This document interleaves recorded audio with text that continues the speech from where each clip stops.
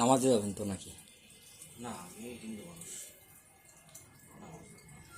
তাহলে একটা কাজ করবেন, আপনি যখন হিন্দু মানুষ, আপনি বিড়ম্বনায় বিশ্বাস করবেন না। আপনি বেদ, গীতা, রামায়ণ, ঋগ্বেদ এগুলো আপনি পড়বেন। তাহলে আপনি পরকালের জন্য অন্তত কিছুটা করতে পারবেন। কেন একদল ব্রাহ্মণ যাবে কিন্তু জাহান্নামে, আর একদল আলেম যাবে জাহান্নামে। কেন এরা ধর্ম নিয়ে করে রাজনীতি, ধর্ম নিয়ে করে ব্যবসা।